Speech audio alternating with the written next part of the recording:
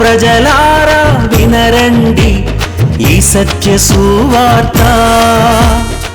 ప్రభు అయిన యేసుక్రీస్తు వారి యొక్క నామంలో మిమ్మల్ని అందరినీ ప్రేమతో ఈ సత్య సువార్తని ఈ కార్యక్రమానికి ఆహ్వానాన్ని తెలియజేస్తున్నా. నా మిక్కిలి ప్రియమైన స్నేహితులారా, మీరందరూ క్షేమంగా, సమాధానంగా, సంతోషంగా ఉండాలనేటువంటిది నా ఆకాంక్ష, నా ప్రార్థన. నేను మిమ్మల్ని దీవిస్తూ ఉన్నా. అఫ్కోర్స్ ఒకవేళ నా కార్యక్రమాన్ని వీక్షిస్తున్నటువంటి మీలో చాలామంది వయసులో పెద్దవాళ్ళై ఉండి ఉండొచ్చు, లేదా ఒకవేళ ఇంటి వద్ద మీరు ఒకవేళ విరామ సమయంలో ఉండినటువంటి వారే ఉండి ఉండొచ్చు. It doesn't matter. యవ్వన ప్రాయంలో ఉన్న వాళ్ళైనా, వయసులో పెద్దవాళ్ళైనా, ఈ రోజుల్లో నేను గమనిస్తున్నప్పుడు చాలామంది జీవితాలలో సమస్యలు ఇదే కదా. ఇంటిలో సమస్యలు, జీవితంలో సమస్యలు, ఉద్యోగంలోకి ఉంటే ఉద్యోగంలో సమస్యలు, రిటైర్డ్ అయిన తర్వాత సమస్యలు, అన్ని కాలాల్లో కూడా సమస్యలేనండి బాబాయ్ గాను. చిన్నవాళ్ళకు ఉన్నప్పుడు చిన్నవాళ్ళకు ఉండే సమస్యలు కొన్ని ఉంటాయి. వయసులోనికి వచ్చిన తర్వాత యవ్వన ప్రాయంలో ఎదురయ్యే సమస్యలు యవ్వన ప్రాయంలో ఎదురవుతూ ఉంటాయి. పెళ్ళైనప్పుడు అప్పుడు ఉండే సమస్యలు అప్పుడు ఉంటూ ఉంటాయి. పిల్లల్ని కన్నాకుండే సమస్యలు పిల్లల్ని కన్నాక, మళ్ళీ పిల్లలు పెరిగిన తర్వాత వాళ్ళకి పెళ్ళిళ్ళు చేసే టైం వచ్చేసరికి ఉండే సమస్యలు అప్పుడు, మళ్ళీ వాళ్ళకి పిల్లలు పుడుతున్నప్పుడు ఉండేటువంటి సమస్య. అబ్బా, జీవితమే నేను ఆలోచన చేస్తున్నట్టే సమస్యలతో కూడినటువంటి ఒక జీవితం అండి బాబు. ఎప్పుడు మనకి మనశ్శాంతి అనేటువంటిది ఉండదు. అందుకే నాకు కొంతమంది అంటారు కదా, నేను గోతులకు పోయినప్పుడే నాకు మనశ్శాంతి అంటారు. అంటే చనిపోయినప్పుడే నాకు మనశ్శాంతి. అప్పటి వరకు ఈ భూమి మీద నేను ఈ శ్రమలు పడాల్సిందే, ఈ బ్రతికిలా సాగవలసిందే, ఈ కష్టాలు ఇలా సాగవలసిందని చెప్పేసి అని, ఇది చాలామందికి ఉన్నటువంటి అభిప్రాయం. బహుశా ఈ రోజుని ఈ నా కార్యక్రమాన్ని చూస్తున్న మీరు కూడా అలాగే అనుకుంటున్నారేమో కాదు. నాకు తెలుసు ఒకళ్ళు, అదే మీరే, బహుశా మీరు అలాగే అనుకుంటున్నారు కాదు. ఈ జీవితంలో నాకు ఎప్పుడు విశ్రాంతి దొరుకుద్దండి, నా బ్రతుకులో నాకు ఎప్పుడు మనశ్శాంతి దొరుకుద్దండి, నాకు ఎప్పుడు సమాధానంగా నేను ఉండగలుగుతానండి, జీవిత కాలం అంతా సమస్యలేనా, నా బిడ్డల వలన సమస్యలే, జీవిత భాగస్వామి వలన సమస్యలే, సమాజంలో సమస్యలే, ఉద్యోగ స్థలంలో సమస్యలే, ఉద్యోగం విరమణ అయిన తర్వాత కూడా ఇప్పుడు కూడా సమస్యలు అని చెప్పేసి అని, ఇది కదా మీరు నలిగిపోతున్నటువంటి విషయం. Don't worry. ఈరోజు నేను మీతో మాట్లాడుతున్న కొద్ది నిమిషాలు దేవుని యొక్క వాక్యాన్ని జాగ్రత్తగా మీరు ఆలకించండి. ఈరోజు దేవుని యొక్క సమాధానం, అది దేవుడు మీకు అనుగ్రహిస్తున్నాడు. దేవుని యొక్క వాక్యం అంటది కదా, సమస్త జ్ఞానమునకు మించిన దేవుని యొక్క సమాధానం మీకు, మీ హృదయములకు, మీ తలంపులకు కావలియుండును గాక. ఆమెన్ చెప్పండి. Very good. అట్లా రెస్పాండ్ అవుతూ ఉండాలి. ఎప్పుడైతే నేను ఒక మంచి మాట చెప్పానో అప్పుడు మీరు దానికి ఆమేనని చెప్తూ ఉన్నప్పుడు దాని అర్థం ఏంటంటే, అది నాకు అలా జరుగును గాక, ఆయన చెప్పింది నాకు జరుగును గాక అని మీరు అంటున్నారనమాట. మీరు ఎప్పుడైతే అలాగ అన్నారో మీరు అట్టి సమాధానాన్ని మీరు కలిగి ఉంటారు. ఏమి అనకుండా సీరియస్గా అలాగే పెట్టుకొని ఉన్నారనుకోండి, సమస్యలు అలాగే ఉండే ప్రమాదం ఉంది. But I don't want your problems to be there always with you. ఎల్లప్పుడూ మీ యొక్క సమస్యలు మీతో ఉండటం అది నా ఉద్దేశం కాదు. అందుకే మీ ముందుకు వచ్చా. అందుకే మీకు ఈ సత్య సువార్తని ఈ కార్యక్రమం ద్వారా దేవుని గురించినటువంటి ఒక సువార్తమానాన్ని నేను మీతో పంచుకుంటున్నా. ఈరోజు మీతో చెప్తున్నటువంటి ఒక సమాధాన సువార్త, సమాధానం. దేవుడు మీకు సమాధానమును ఇచ్చి ఉన్నాడు. దేవుడు మీకు శాంతిని, నెమ్మదిని అనుగ్రహించినాడు. ఈరోజు మీ యొక్క జీవితంలో ఒక అద్భుతమైనటువంటి ఒక సమాధానం మీరు పొందుకుంటూ ఉన్నారు. ఈ కార్యక్రమం ముగించి, మన ప్రార్థన ముగించేలాగా నేను ఖచ్చితంగా చెప్తున్నానండి, I believe in my heart. నా హృదయంలో నేను విశ్వసిస్తున్నా, నా దేవుని యొక్క మాటగా నేను పలుకుతున్నా. ఆ మాట యొక్క శక్తి నేను ఎరుగుదును. ఆ మాట యొక్క శక్తి ఈరోజు మీ జీవితంలో మీకు సమాధానం కలిగి ఉన్నది, కలుగుతుంది అని నేను నేర్పించను. కలుగుతుంది అనే ఫ్యూచర్ టెన్స్గా నేను ఎప్పుడు చెప్పను. నేను చెప్పేటువంటి మాటలన్నీ కూడా ఆల్రెడీ అయిపోయినాయి. దేవుడు దాన్ని జరిగించేసినటువంటి ఒక కార్యం కనుక సమస్త జ్ఞానమునకు మించినటువంటి దేవుని యొక్క సమాధానం, సమాధానకర్తయగు అధిపతిగా ఉండినటువంటి ఒక ప్రభువు ద్వారా ఈరోజు నేను పలుకుతున్న ఈ సత్య సువార్త ద్వారా మీకు, మీ కుటుంబానికి, మీ ఇంటికి కలిగి ఉన్నది. Hallelujah. I'm really happy and I know something is taking place in your family. మీ కుటుంబంలో, మీ జీవితంలో ఒక కార్యం జరుగుతున్నది అనేటువంటి విషయం నేను ఎరుగుదును. ఇది నా మాట ప్రకారంగా దేవుడు మన కుటుంబంలో, మన ఇంటిలో దేవుడు మనకు కావలసిన సమాధానం, శాంతి దేవుడు మనకు అనుగ్రహించినాడు. ఈ విషయంలో నేను ఇలా ఆలోచిస్తూ ఉన్నప్పుడు మనందరికీ తెలిసిన బైబిల్ గ్రంథంలోని ఒక ప్యాసేజ్, ఒక వాక్య భాగం లేక ఒక పారాగ్రాఫ్, ఒక సన్నివేశం, అది నేను మీతో పంచుకోవాలని ఆశపడుతూ ఉన్నా. ప్రభువైన యేసుక్రీస్తు వారు తన యొక్క శిష్యులందరితో కలిసి ఒక రోజుని ఆయన ప్రయాణమై వెళుతూ ఉన్నారు. ఆయన ఒక దోణి మీద ప్రయాణం చేయడానికి గలిలయ సముద్రం మీద వారు వెళుతూ ఉన్నారు. యేసుక్రీస్తు వారు ఆయన దోణిలోనికి ఎక్కిన తర్వాత దోణి అమరమున తలగడ మీద తలవాల్చుకొని కొంతసేపు రిలాక్స్ అవుతూ ఉండి ఉన్నారు. ఈలోగా శిష్యులు ఆ దోణిని నడిపిస్తూ ఆ గలిలయ సముద్రంలో వాళ్ళు ప్రయాణం చేస్తున్నారు. దేవుని మహాకృపను బట్టి మన ఆరాధన టీవీ ఛానల్ ద్వారానే అనేక పర్యాయాలు ఇజ్రాయెల్ దేశానికి వెళ్ళి వచ్చినటువంటి నేను ఆ గలిలయ సముద్రపు అనుభవాన్ని ప్రతిసారి మేము అనుభవిస్తూ ఉంటాం. నాతో పాటు వచ్చినటువంటి నేను తీసుకుని వెళ్ళిన నా బిడ్డలందరినీ మేము ఆ గలిలయ సముద్రం మీద ఒక పడవ ప్రయాణంలో మేము ప్రయాణం చేస్తూ ఉంటాం. ఇప్పుడు మేము వెళుతున్నటువంటి పడవ చాలా పెద్దది. ఆ పైన పడవలో కూర్చొని కాస్త నీళ్ళు అందుకుందామంటే నీళ్ళు అందవు, చాలా కిందకు ఉంటుంది. ఈ పడవ చాలా ఎత్తుగా ఉంటుంది. ఈ పడవ చాలా పెద్దది. అందులో మేము వెళ్ళినటువంటి ఒక 50 మంది, ఒక్కొక్కసారి ఈవెన్ 100 మంది, మాతో పాటు ఇంకొక బ్యాచ్ కూడా కనుక మాతో పాటు అదే పడవలో కనుక ఎక్కితే దాదాపు ఒక 100 మందిగా వాళ్ళు హాయిగా సులువుగా కూర్చోగలిగినంత చైర్స్ ఉంటాయి, చుట్టూరు కూర్చోగలిగినంత స్థలం ఉంటుంది. ప్లస్ మేమందరం కలిసి నాట్యమాడి దేవుని స్తుతించడానికి మేము గంతులేస్తే కూడా ఆ పడవ ఊగిసలాడకుండా ఎంత చక్కగా ఆ పడవ అనేటువంటిది సాగుతూ ఉంటుంది. కానండి ఒక రోజు నేను అనుభవించానండి. గలిలయ సముద్రం అంటే అది యాక్చువల్ సముద్రం కాదు, అది ఒక సరస్సు మాత్రమే. అది మంచినీటి సరస్సు. 21 కిలోమీటర్ల పొడవు, 12 కిలోమీటర్ల వెడల్పు కలిగి 48 మీటర్ల లోతు కలిగిన మంచినీళ్లతో కూడినటువంటి ఒక సరస్సు యాక్చువల్లీ గలిలయ సరస్సు లేక కిన్నెర సరస్సు అని చెప్పేసి కూడా దాన్ని పిలుస్తూ ఉంటారు. తిబిరేయ సరస్సు అని పిలుస్తూ ఉంటారు. నానా విధములైనటువంటి ఒక పేర్లు దానికి. కానీ ఎన్నిసార్లు కంటే ఒక్కసారి మాత్రం అండి మేము ఆ పడవ దగ్గరికి వెళ్ళబోతుండేసరికల్లా వాతావరణం మారింది, మేఘావృతం కనిపించింది, గాలి వీస్తూ ఉంది. ఆ గాలి కొంచెం గట్టిగా వీస్తూ ఉంది. ఆ గాలికి ఈ యొక్క సరస్సులాగా ఉండవలసినటువంటి యొక్క సరస్సు సముద్రంలాగా కనబడుతుందండి. కెరటాలు ఇస్తున్నట్టుగా, నొరగలు కక్కుతున్నట్లుగా ఆ గాలికి ఆ వేవ్స్ అనేటువంటివి అలలుగా అవి పైకి లేస్తున్నటువంటి రీతిగా విపరీతంగా ఉండినటువంటి ఒక పరిస్థితి. సరే ఎక్కాము ధోనండి. ధోని ఎక్కిన తర్వాత రెగ్యులర్గా మాకేం చేస్తారంటే మధ్యలోని తీసుకెళ్తాడు, ఆ సరస్సు మధ్యలోని తీసుకొని వెళ్తాడు. అక్కడికి వెళ్ళిన తర్వాత కాసేపు ఇంజిన్ ఆపేసి అక్కడ మమ్మల్ని కొంతసేపు విడిచిపెడతాడు. అక్కడ మేమేం చేస్తామంటే దేవుని యొక్క వాక్యాన్ని చదువుకొని ఆ వాక్యంలో ఉన్నటువంటి ఒక అనుభవాలు మేము తెలుసుకొని ఆ ప్రభు యొక్క మాటను బట్టి ఒకరినొకరు మేము ధైర్యపరచుకొని ప్రార్థన చేసుకొని ఆ తర్వాత మేము పాటలు పాడుకుంటూ మంచి పండగ సందడి అక్కడ మేము చేసుకుంటాం జరుగుతూ ఉంటుంది. కానీ ఆ రోజుని మనవాడు లోపలికి తీసుకెళ్ళలే, మధ్యలోనికి అన్నట్లుగా వెళ్ళట్లే. ఆ పడవ గొట్టంట అన్నట్టుగా పక్క నుంచి వెళుతూ ఉంది. నేను అప్పుడు అడుగుతూ వచ్చాను, ఇదేమయ్యా లోపలికి తీసుకెళ్లకుండా ఇలా గట్టి నుంచే తీసుకెళ్తున్నాం అంటే, అయ్యా మీరే చూస్తున్నారు కదా కెరటాలు ఎలాగున్నాయో, ఎలా ఊగిసలు ఆడిపోతుందో, గాలి ఎలా వీస్తుందో, మనం అంత లోపలికి వెళ్ళలేమండి ఈ రోజుని.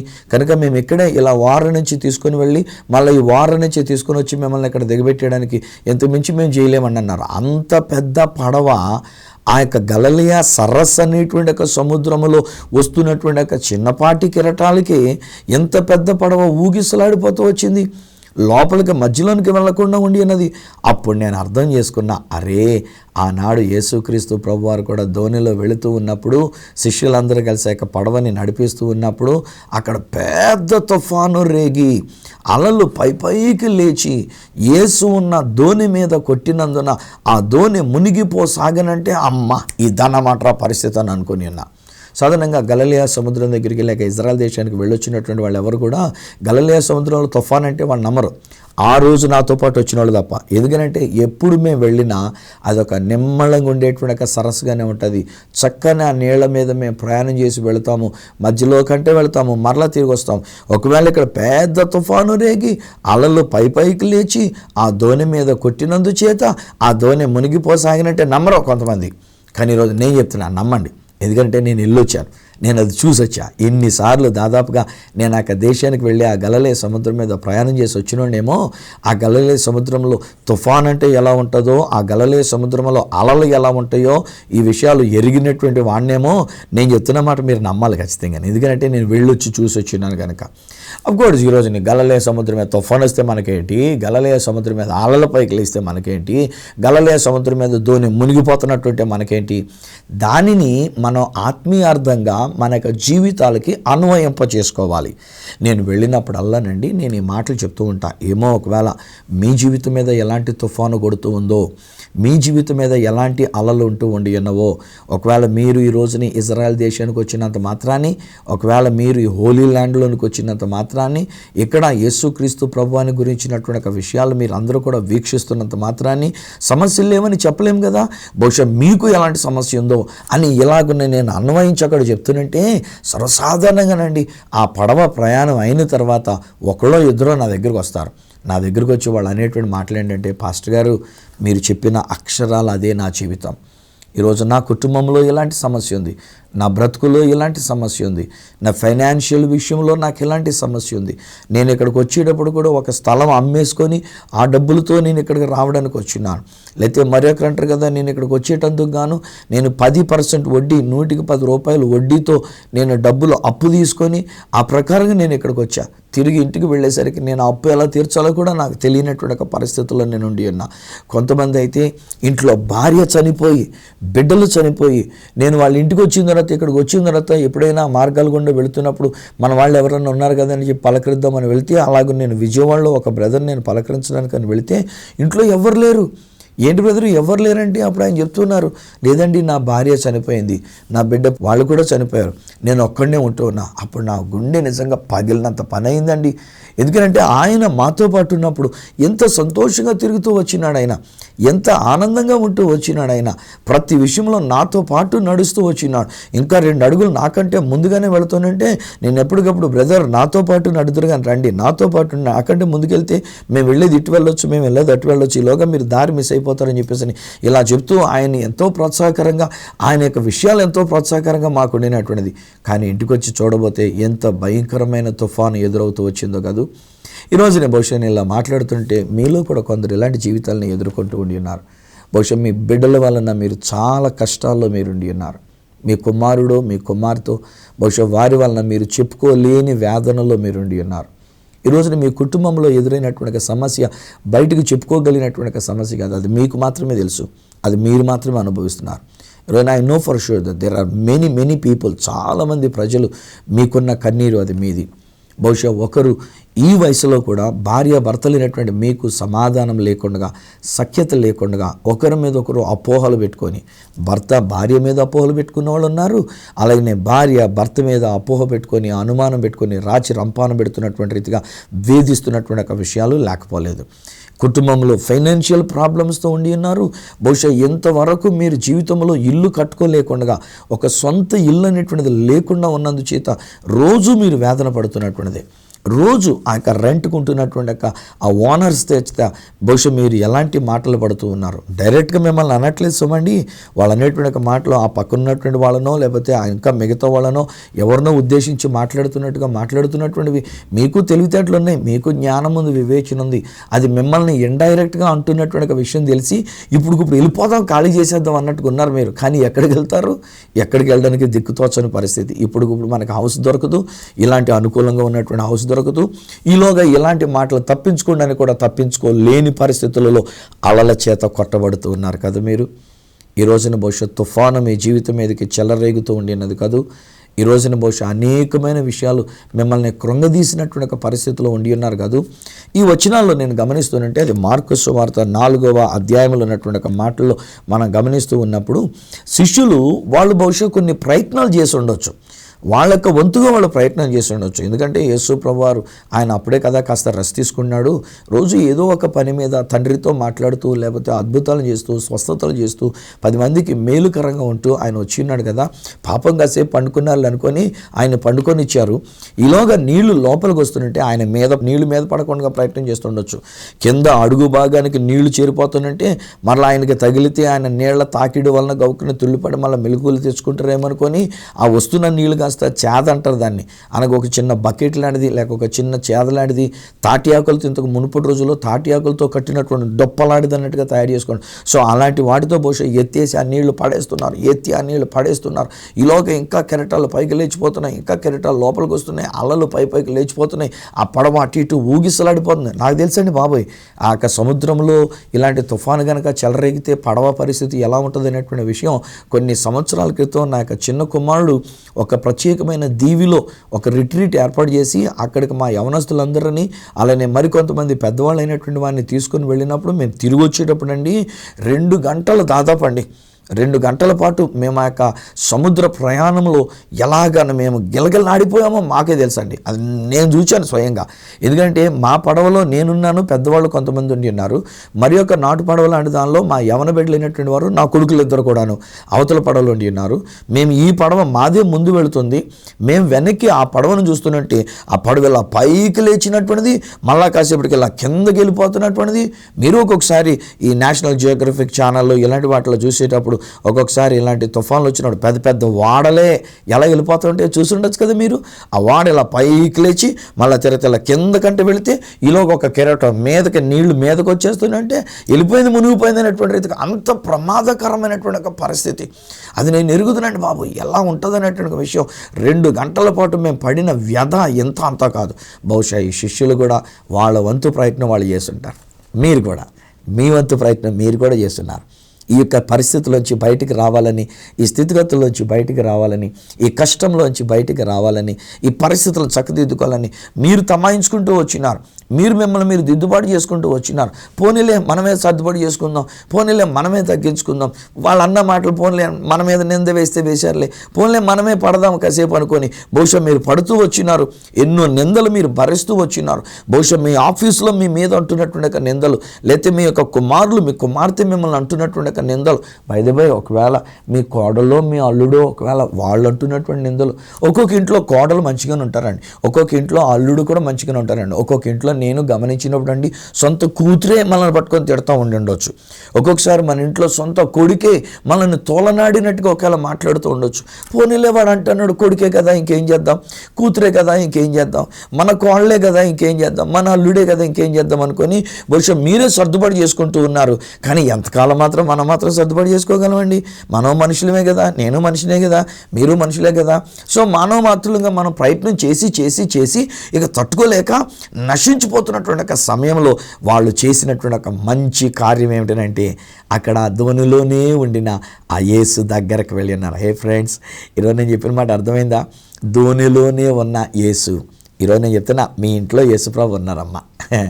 మీ ఇంటిలోనికి యేసుప్రభు వచ్చినారు, మీ జీవితంలో యేసుప్రభు ఉండి ఉన్నారు. బహుశా మీరు యేసుప్రభు అంటే నమ్మకం ఉంది కనుకనే ఈరోజుని మా ఆరాధన టీవీ ఛానల్ పెట్టుకొని మీరు ఈ కార్యక్రమాన్ని వీక్షిస్తున్నారు. లేకపోతే ఈ ఛానల్ ఎందుకు పెడతారు? బోల్డన్ని తెలుగు ఛానల్స్ ఉన్నాయి. ఈ టైంలో ఒకవేళ సీరియల్స్ వచ్చి ఉండొచ్చు, లేకపోతే ఈ టైంలో ఏదైనా సినిమాలు వచ్చి ఉండొచ్చు, అలాంటివి చూడాలంటే చూడొచ్చు.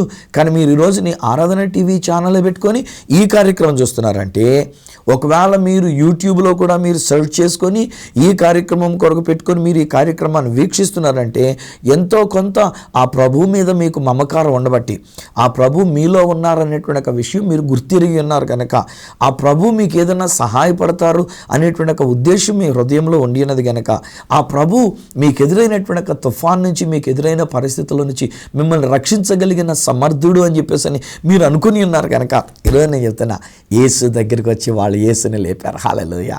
కమాన్ ఫ్రెండ్స్, మీరు నేను మనం కూడా కలిసి యేసు దగ్గరికే వెళ్దాం. ఆ యేసు ప్రభువాన్ని లేపుదాం.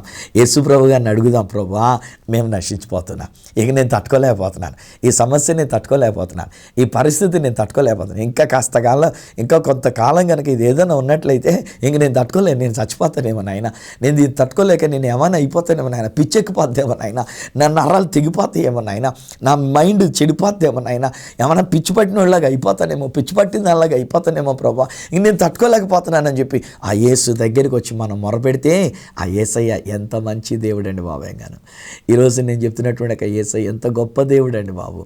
ఆయన నిజానికి అక్కడ పండుకున్నప్పుడే నేను అనుకుంటాను కదా, ఆయనలో అంత శాంతి సమాధానం ఉంది కనుకనే, సమాధానకర్తయగు అధిపతి కనుకనే బయట అంత తుఫాను చెలరేగిపోతున్నా ఆ యొక్క ధోని బహుశా చిన్నది కనుక ఊగిసలాడిపోతున్నప్పుడు ఎలా ఊగిసలాడిపోతూ వచ్చిందో బహుశా యొక్క ధోని అనేటువంటిది అంత ఊగిసలాడిపోతూ ఉన్నా ఏదో చక్కగా పరుపు మీద పడుకుంటే ఊగుతున్నట్టుగా ఒకవేళ ఊగుతూ ఉండి అన్నారేమో తప్ప ఈయన డిస్టర్బ్ కాలే యేసు ప్రభు వారు, ఆయన డిస్టర్బ్ కాలే. ఒకవేళ అంత నీళ్లు మీద పడిపోతున్నా కాస్త మనం నిద్రపోయినప్పుడు ఎవరన్నా కాస్త నీళ్లు మొహం మీద జల్లారనుకోండి ఎంత తుళ్ళిపళ్ళు వేస్తాము. మనం కూడా మన పిల్లలు చదువుకునేటప్పుడు వాళ్ళకి కనుక చదువుకోకుండా నిద్రపోతాను అనుకోండి, ఏం చేస్తాం, ఒక్కొక్కసారి కొన్ని నీళ్లు గ్లాస్తో తీసుకొచ్చి మొహమే కొడతారు, లే లేచి చదువుకో, నిద్రపోతా అని చెప్పేసి అనుకుని మనం వాడి మొహంపై కొడతాం. నీళ్లు తగిలేసరికి ఎక్కడ నిద్ర ఎగిరిపోద్ది కదండి. మరి అలాంటప్పుడు ఇప్పుడు యేసు ప్రభు ఆ ధోని అమరమును ఉన్నప్పుడు పైన టొపేరం ఏమి లేదు, పైన ఏమీ టాప్ అనేటువంటిది లేదు, నీళ్లు పైకి వచ్చి అందులో పడుతున్నప్పుడు ఆయన మీద పడుతున్నాయి. But his peace was not disturbed. ఆయన యొక్క శాంతి, ఆయన యొక్క సమాధానం అది డిస్టర్బ్ కాలే. కానీ ఎప్పుడైతే తన యొక్క శిష్యులైనటువంటి వాళ్ళు ప్రభువా మేము నశించిపోతున్నామని ఒక్క కేక వేశారో వెంటనే ఆయన లేచినాడంటండి. లేచిన తర్వాత ఆశ్చర్యపోతూ వామో అని కంగారు పడలే ఆయన. ఎందుకంటే ఆయన సమాధానకర్త అధిపతి. వాళ్ళు ఎలాంటి స్థితిలో ఉన్నారో ఆయన గ్రహించాడు. వాళ్ళు ఎంత కష్టంలో ఉన్నారో, ఎంత శ్రమపడి ఉన్నారో, ఎంత ప్రయత్నం చేసి చివరికి ఇంకా చెయ్యలేక వాళ్ళు తన దగ్గరికి వచ్చారనేటువంటి విషయాన్ని గ్రహించినటువంటి యేసయ్య వాళ్ళొక చిన్న మాట పలకగానే, వాళ్ళొక చిన్న పిలుపు వాళ్ళకు పిలిచిన వెంటనే యేసు లేచి ఆ గాలిని గద్దించి నిశ్శబ్దమై ఓరకుండు అని అంటాడు. అవ్వా ఎంత చక్కని మాట్లాడు బాబాయ్ గారు. ఈరోజు హాయ్ ఫ్రెండ్స్, ఈరోజు మీ విషయంలో కూడా నా యేసయ్య అదే మాట చెప్తూ ఉన్నారు. బహుశా మీకు ఎలాంటి శ్రమ వస్తుందో నాకు తెలియదు. మీరు నన్ను టీవీలో చూస్తున్నారు కానీ నేను మిమ్మల్ని చూడలేదు కదా. కేవలం నాకు కొంతమంది ఫోన్లు చేసినప్పుడు మాట్లాడినప్పుడు వాళ్ళు చెప్పినటువంటి సమస్యలను బట్టి ఇలాంటి సమస్యలు ఉంటాయని నా అనుభవంలో నుంచో వాళ్ళు చెప్పిన మాటలను బట్టో నేను ఇలాగున మాట్లాడగలుగుతూ ఉన్నాను. కానీ మీకున్న కష్టం నా యేసయ్యకి తెలుసు. ఆయన సమాధానకర్తయగో అధిపతి. ఆయనలో శాంతి సమాధానం ఉండి ఉన్నది. ఆయన ఈ రోజుని మీరు చిన్న కష్టంతో, ఏ తట్టుకోలేని కష్టంతో, ఏ తుఫానుల చేత మీరు కొట్టబడుతూ, ఏ అలజడి మీ జీవితంలో ఎదురవుతుందో, మీ పిల్లల వలనో, లేకపోతే మీ కుటుంబంలోనో, మీ పై బాసు వలనో, మీ కొలీగ్స్ వలనో, లేకపోతే మీ ఇరుగు పొరుగు వారి వలనో, మీ ఇంట్లో అద్దెకుంటున్నటువంటి వారి వలనో, మీ ప్రక్కనే అద్దెకుంటున్న మరొకరి వలనో, లేకపోతే ఏదో కారణం చేత బహుశా ఈ రోజున మీరు తట్టుకోలేనటువంటి సమస్యలో ఉండి ఉన్నారు. తట్టుకోలేనటువంటి పరిస్థితుల్లో మీరు నలిగిపోతున్నారు, మునిగిపోబోతూ ఉన్నారు, నశించిపోతున్నామని మీరు అనుకుంటూ ఉన్నారు. Don't worry. ఈరోజు ఒక్క చిన్న మాట మీరు పలుకుతున్న ఒక్క చిన్న మాట బయటకు కూడా చెప్పక్కర్లేదు రా ఫ్రెండ్స్. ఈరోజు నేను నా ప్రియ స్నేహితులరా మీరు బయటకు కూడా చెప్పక్కర్లే. అమ్మా సిస్టర్ గారు మీరు బయటకు కూడా అనక్కర్లే. మీ మనసులో ఉన్న కలత ఆయనకు తెలుసు. మీ మనసులో మీరు చేసుకున్న మొర్ర ఆయన విని ఉన్నారు. మీ ప్రార్థన ఆయనకి వినబడి ఉన్నది. ఆయన ఎంత పీస్ఫుల్గా పండుకొని ఆయన తలగడ మీద తలవాల్చుకొని నిద్రపోతూ ఉన్నా మీరు పిలిచే ఒక చిన్న పిలుపుకి ఆయన లేచిన వెంటనే మీకు ఏం చేయాలి మీరు చెప్పక్కర్లేకుండా ఆయన గద్దించినాడు. ఇదండి నా యేసు చేసిన పని. ఈరోజున మీకు సమాధానం కలిగినది. ఈరోజున మీ సమస్యలు నిశ్శబ్దమై ఓరక చేయబడి ఉన్నవి. ఆనాడు జరిగిన మాట ఒకే ఒక్క మాట యేసు పలికారు. గట్టిగా మరల చెప్పలే. ఈ రోజుల్లో మనం కూడా ఏం చేస్తూ ఉంటామంటే ఊరికే చెప్తూ ఉంటాం, పీస్ పిస్టిల్, ఓ జీసస్ పీస్ పిస్టిల్. ఎందుకంటే మనం ఎన్నిసార్లు చెప్పినా కానీ మనలో విశ్వాసం లేకుండా, మనలో సమాధానం లేకుండా, యేసుబాబు లేకుండా మనం ఊరికే అరుస్తుంటే మనం ఒట్టి మాటే తప్ప అది మించి ప్రయోజనం కనబట్లే. ఒక్క మాట చాలు. యేసు యొక్క ఒక్క మాట ఈరోజు ఆయన మీతో చెప్తున్నాడు. మీ సమస్యల విషయంలో మాట్లాడుతున్నాడు. మీకు శాంతి సమాధానం కలిగి ఉన్నది. ఇక మీదట సమస్యలు లేవు బ్రదర్. నేను మీతో చెప్తున్నాను వినండి. ఇక మీదట మీ భార్య భర్తల మధ్యలో సమస్యలు లేవు. ఇక మీదట మీ మధ్యలో మనస్పర్ధలు లేవు. ఇక మీదట మీ కుటుంబంలో మీ బిడ్డల వలన కానీ, లేక మీ కుటుంబీకుల వలన కానీ, మీ ఇరుగు పొరుగు వారి వలన కానీ, మీ ఆఫీస్ స్టాఫ్ వలన కానీ, లేకపోతే మీ కొలీగ్స్ వలన కానీ, లేకపోతే మరి ఏ ఇతర కారణం చేత కానీ ఇక మీద నేను చెప్తున్నా దేర్ ఇస్ నిశ్శబ్దం. మీ ఇంటిలో నిశ్శబ్దం అనగా శాంతి సమాధానం మీ ఇంటిలో కలిగి ఉన్నది. దేవుడు మీకు నెమ్మదిని ఇచ్చి ఉన్నాడు. ఆ సమస్యల నుంచి దేవుడు మిమ్మల్ని లేవనెత్తి ఉన్నాడు. ఆ తర్వాత బైబిల్ గ్రంథంలో చూస్తే వాళ్ళు అద్దరికి చేరుకొని ఉన్నారు. ఈసారి నిశ్శబ్దం అయిపోయింది, సముద్రం నిమ్మళం అయిపోయింది. వీళ్ళు ఆశ్చర్యపడిపోతారు అనుకున్నారు. ఈయన ఎవరో గాలియు సముద్రము కూడా ఈయనకు లోబడుతున్నామని వీళ్ళు ఆశ్చర్యపడుతుంటుండగా ఆ ధోని అలాగ ప్రయాణం చేసి అద్దరికి చేరుకున్నట్లుగానే ఈరోజు నేను చెప్తున్నా, మరే మీ కుటుంబంలో దేవుడు కార్యం చేసి ఉన్నారు. చేస్తారు కాదు, మీ ఇంటిలో దేవుడు కార్యం చేసినారు. ఇక డోంట్ వర్రీ. ఒక ఫ్యామిలీ ఒకవేళ మీ ఇల్లు వేలం పాటు వేసేటువంటి ఒక పరిస్థితికి వచ్చేసింది. డోంట్ వర్రీ, కలవరపడొద్దు. ఈరోజు బహుశా మీ కుటుంబంలో మీ కుమారుడు మీ కుమార్తెని గురించి చాలా శృతిమించిన పరిస్థితిలోనికి వచ్చినారు. Don't worry. మీలో ఉన్న యేసు, మీ ఇంటిలో ఉన్న యేసు మీ పరిస్థితిని అర్థం చేసుకొని మీకు నిశ్శబ్దం అని చెప్తున్నారు ఆయన, శాంతి అని చెప్తున్నారు ఆయన, నిశ్శబ్దమై నిమ్మళంచి ఓరకుండమని ఆయన చెప్పి ఉన్నారు. అంతటి తుఫాను సముద్రమే ఆయన మాటకు లోబడినటువంటిది. మీ సమస్యలకు ఆయన మాటకు లోబడవా? మీ సమస్యలు మీకున్న పరిస్థితులు లోబడవా? లోబడి ఉన్నవి. నిజాన్ని చెప్పాలంటే మీకు సమాధానం కలిగి ఉన్నది.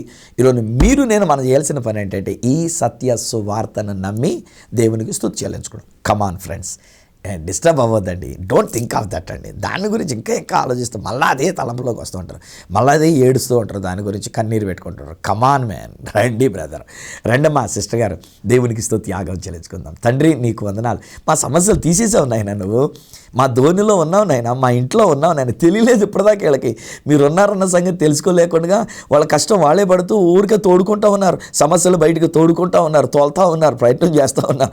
మళ్ళీ ఇప్పుడే పీస్ బీ స్టిల్ అన్నట్టుగా ఊరికి అనుకుంటున్నారు. స్తోత్రం అని చెప్పేసి ఊరికే అనుకుంటూ ఉన్నారు. కానీ ఈరోజునైనా మీరు ఆల్రెడీ తీసివేశారు కనుక కోటి స్తుతులు మేము చెల్లించుకుంటున్నాం. యేసు నామములో ఈ ఇంటిలో సమాధానం కలిగి ఉన్నది. భార్య భర్తల మధ్యలో, కుటుంబీకుల మధ్యలో, వారి యొక్క ఉద్యోగస్తుల మధ్యలో, వారి ఇరుగు పొరుగు వారి మధ్యలో, నన్ను వారి యొక్క జీవితంలో, వారి యొక్క హృదయంలో నీ శాంతి సమాధానం నేను విడుదల చేస్తూ ఉన్నా. సమస్త జ్ఞానమునకు మించిన దేవుని యొక్క సమాధానం వీరి యొక్క హృదయములకును వీరి తలంపులకును కావలి ఉండి ఉన్నది. ఇక మీదట సమస్య వైపు వీళ్ళు చూడరు, ఇక మీదట పరిస్థితి వైపు చూడరు, తుఫాను వైపు చూడరు. ఇక మీదట నిమ్మళింపజేయబడినటువంటి సముద్రమే అనగా తుఫాను అణచివేయబడింది అని చూస్తారు. ఎందుకంటే సమాధాన కర్త అయినటువంటి యేసు ఇంటిలో ఉండి ఉన్నారు. ఆయన పలికిన మాట చొప్పున, ఈ సత్య సువార్త చొప్పున వీరికి శాంతి సమాధానం కలిగి ఉన్నది కనుక నీకు కోటి స్తుతులు మేము చెల్లించుకుంటూ ఈ బిడ్డలను దీవిస్తూ ఆశీర్వదిస్తూ సమాధానాన్ని వీరికి నేను విడుదల చేస్తూ యేసు నామమున ప్రార్థించి పొంది ఉన్నాము తండ్రి, ఆమేన్. తండ్రి, కుమార, పరిశుద్ధాత్మలను దేవదేవుని దీవెన, శాంతి, సమాధానం ఆయన బిడ్డలుగా ఉన్న మీకు, మీ కుటుంబములకు, మీరు ఎదుర్కొన్నటువంటి పరిస్థితులన్నింటిలో సమాధానం మీరు కలిగి ఉండినట్లు సదా మీకు తోడేయండి, సహాయం చేసి నడిపించును గాక. ఆమేన్, ఆమేన్. వెల్ స్నేహితులారా, దేవుని యొక్క సమాధానం మీకు వచ్చేసింది. దేవుని యొక్క సమాధానం మీకు పలకబడింది. ఇప్పుడు మీ యొక్క జీవితంలో సమాధానమే కలిగినది. Don't look at the problem వైపు చూడొద్దు, సముద్రం వైపు చూడొద్దు, తుఫాన్ల వైపు చూడొద్దు, తుఫాన్ ఉంది అని అనుకోవద్దు. ఈరోజు మీ మధ్యలో, మీ ఇంట్లో ఉన్న యేసు మాట, ఈ సత్య సువార్త చొప్పున మీకు సమాధానం కలిగింది కనుక దేవునికి స్తుత్యాగం చెల్లించండి. ఈ విషయంలో మీకు ఎంత సమాధానం కలిగినప్పుడు చిన్న పెసరు రాగు చెప్పొచ్చుగా.